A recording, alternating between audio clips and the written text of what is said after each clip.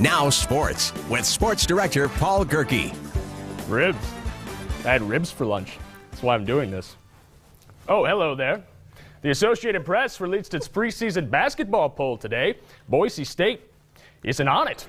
Please tell me this is some kind of sick and tasteless joke. Ladies and gentlemen, can I please have your attention? I've just been handed an urgent and horrifying news story. I need all of you to stop what you're doing and listen. The Broncos received 22 points in the poll and would be ranked 32nd if the rankings were extended. Shooty Hoops coach Leon Rice wants to make sure the voters don't immediately regret this decision. He says what's important is how his team handles it. You know, I think they've been healthy about it, and I can see no satisfaction in them. Like, great, we're picked second. They don't care.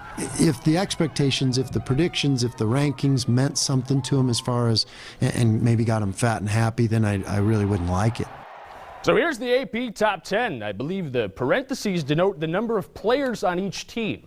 That's no wonder Kentucky is so good. Broncos, who are a great and compelling and rich story, will visit the top-ranked Wildcats December 10th. BSU will play its first and only exhibition game tomorrow. In other sports news, Boise State will be looking to grab Colorado State by the horns on Saturday. But those Rams are tough, just like the new Dodge Durango. With a 360 horsepower Hemi V8 and 7,400 pounds of towing capacity, the Dodge Durango is, this is video of football. I'm in a glass case of emotion. Colorado State won only 4 games last year, and Jim McElwain's first as head coach, silly rookie. The Rams have already equaled that total this year. 2-1 in the Mountain West, right behind, you know it, Boise State. Chris Peterson, who is very important, has many leather-bound books, and whose apartment surely smells of rich mahogany, said he expected McElwain to be successful. A very important sports anchor with whom I am friends talked to Jim in July about turning the program around.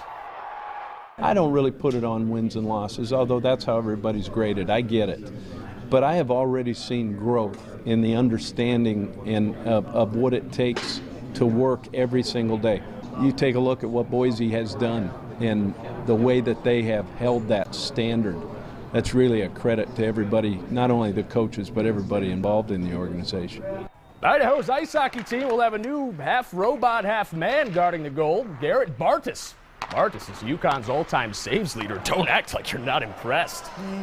Josh Robinson still on AHL assignment in Texas. Hopefully the Stars don't take him out to a nice seafood dinner and then never call him again. Pat Nagel will get the start in tomorrow's home game against Ontario. Paul Gerke will have highlights on the news.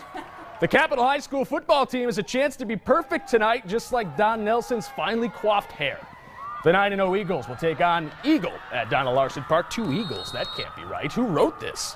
Capital has already punched first place ticket in the 5A SIC. Maybe it's pronounced sick. The 5A sick. Eagle currently 4th, but can climb to 3rd with a win tonight and a Mountain View loss tomorrow. I still got ribs in my teeth. Wow. Never in my career. When did we turn into Weekend Update? You know, I do have to say, I enjoyed Colin Quinn. He was probably my favorite of the Weekend Updaters. Michelle asked me why I wasn't dressing up today because of this. Because I bought the only red sport coat in all of the Treasure Valley. You're welcome, Don Nelson. And the boss is now in the studio, so you better throw. Which one are we on? We're on Tuesday. Yeah, you better throw to break. Good night, Boise. Here's a live look at Boise from the Ford Dealers Tower Cam. Built Ford Tough. The weather expert, meteorologist Scott Dorval, back with a final look at the On Your Side forecast. The Halloween spirit. We're going to tell you why she's playing fairy godmother to some very special kids. I thought you couldn't wear white after Labor Day. I feel like she's breaking a rule.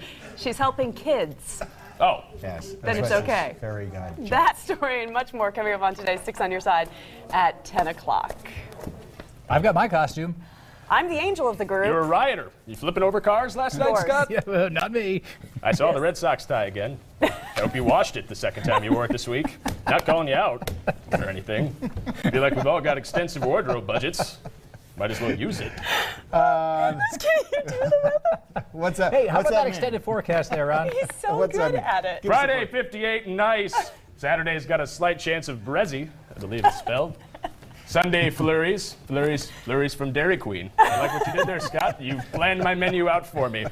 Monday and Tuesday, cloudy, yucky. Wednesday, Thursday, 30% chance of those days happening. Watch out for the apocalypse. Something Something like Well This is why done. I do sports. How much time do we have? Feels like it's going on pretty long. Apparently too much time. I got a C. The floor crew out of Mesa gave me a C. C seconds. I only got through Algebra 2. I'm not really sure about calculus. You got through Algebra 2. Well, that's good. Do you like the 6 here? This one of your old jackets, Scott? Yes. Can you No, that's change that at Don. 9 o'clock? Oh, flip it over. Flip it over and put some tape I on. think I wore that to the high school I feel like prom. you should probably put me on camera. What? No? I'd like to be alone. Thanks for joining us tonight. Today's 6 on your side. You stay classy, Boise.